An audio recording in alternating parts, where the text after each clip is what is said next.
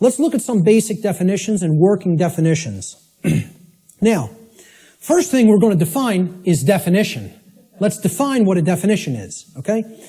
A definition is an exact statement, a statement of the exact meaning of a word, all right? We're looking for an exact meaning, not a connotation, not a maybe or a like or a somewhat. We're looking to narrow the focus. That's why it definites it. It makes it finite. We're taking it not infinite, we're finiting it. We're making it finite. Okay? We're actually limiting through words what something means so we can be clearer about what we're saying. Okay? It's an exact statement or description of the nature, scope, or meaning of something. Another way we could look at a definition when we're talking about visual or audio definition is it's the degree of distinctness or clarity of an object, image, or sound. Okay? So why do people buy HD TV sets? They want higher definition. They want a higher clarity of the picture. Okay?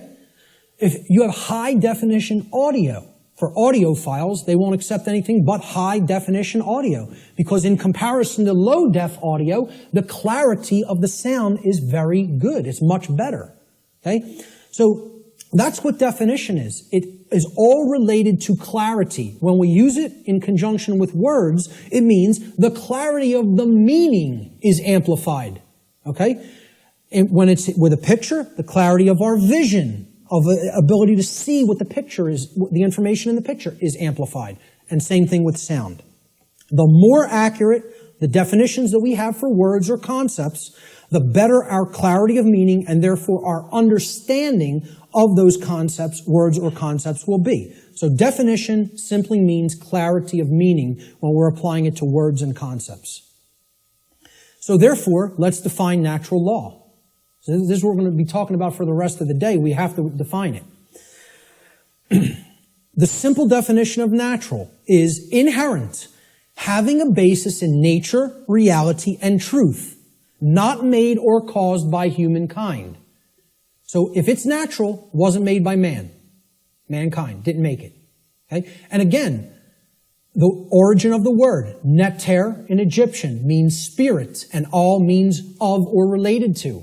So of or related to spirit. It is all of nature, the spiritual domain. See, this is the other part. People believe that the spiritual domain is separate from the physical domain. This is a huge thread and a huge central focus in all of my work. If you think the spiritual domain is not where you are at now because you're in the physical domain, you're mistaken. If you think that the spiritual domain is someplace other than the physical domain, you're also mistaken. If you place emphasis on one above the other and say, well, this one takes precedence and this one's not important. Either way you do it, whether you say the spiritual is more important and the world of matter should not be given any significance, it's imbalance. And it's not true. Okay? Or if you say, hey, like scientism does in many, left brain scientism, the material world is all that there is. This is just a dead mechanized clockwork called the universe, and it happened by accident for no reason. And there's no such thing as the spiritual domain. Both of these worldviews, and we're going to get to a breakdown of these worldviews, they're completely inaccurate, they're not based in truth, and most of all, they're based on brain imbalance. And we're going to see how one of these worldviews or another develops when either the left brain hemisphere or the right brain hemisphere has taken precedence and dominance within the individual consciousness. So, natural means spiritual. These words could be used interchangeably. So when I'm talking about natural law, I mean spiritual law. Unseen spiritual laws. But overall, the dictionary definition of natural is it's inherent to nature and it's not made by man. The word law the definition is an existing condition which is both binding and immutable. So let's look at each one of these words. Existing. It means that it is present. It is present. Okay? It cannot be just ignored and expected that, well, that doesn't make it true and it's not going to have an effect. It's there. It's present. That's why it's a law, that it's in operation. that is in operation. It is binding. Binding means it has an effect. It means it doesn't matter whether you believe that it has an effect. It doesn't matter whether you understand that it has an effect. It doesn't care. And this is another big hammer to the ego. The human ego wants to hear what it wants to hear. One of the things it wants to hear is, the universe cares about you. Personally. It cares about John. It cares about Bob. It cares about Mary. It cares about Elizabeth, whatever. Okay? It cares about you individually as a being. Now, you could go so far as to say you believe that the creator of the universe cares about you. I'm not denying anybody or saying don't think that. What I'm saying is that the laws of the universe don't care about you.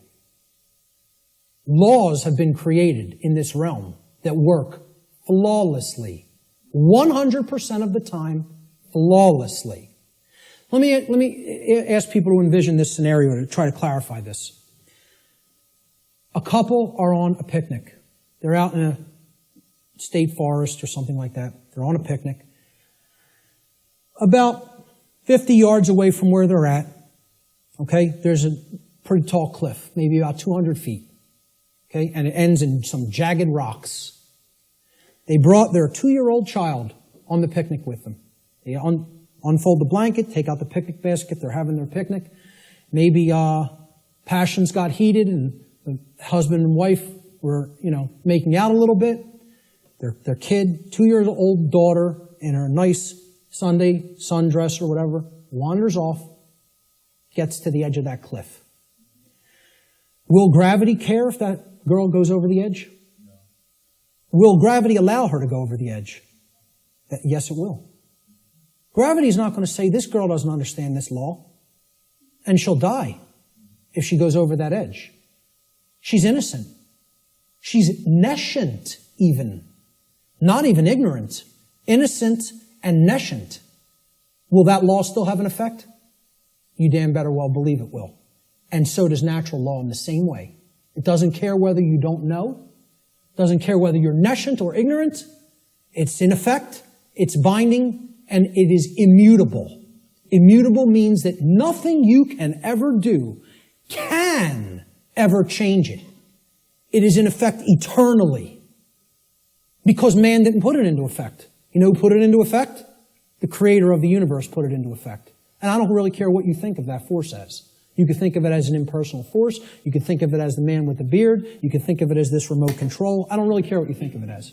Personally, that's none of my business. But you know what? If you think of it that it's man that makes the laws, then I have a problem. Because man doesn't make these laws I'm talking about.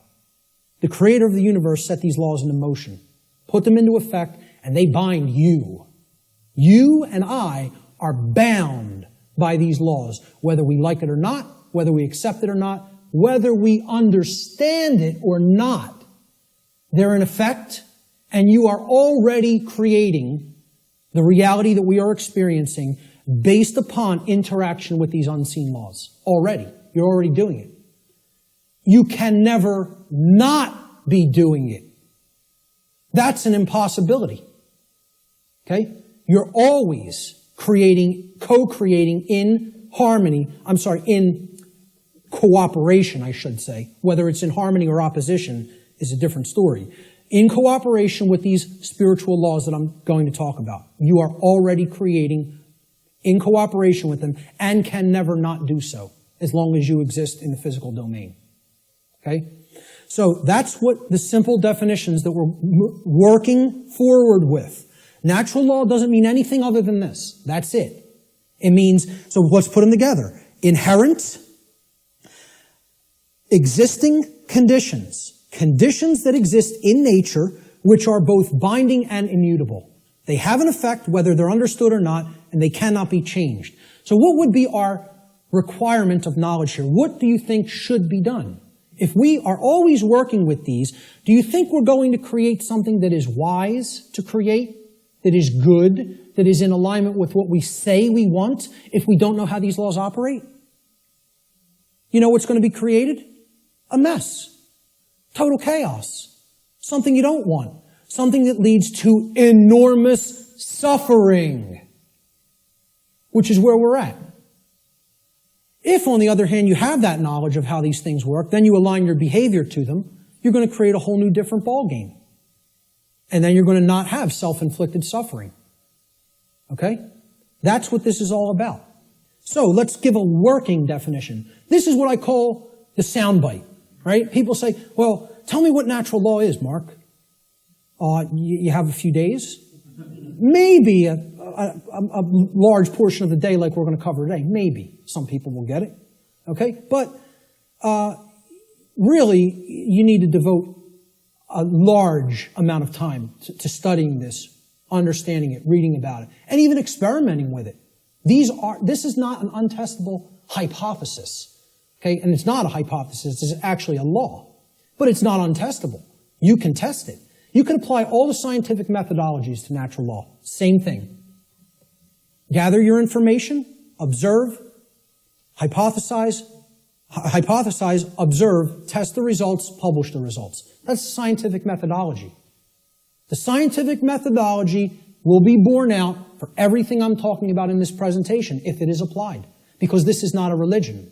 This is not some new age mumbo jumbo. This is a science.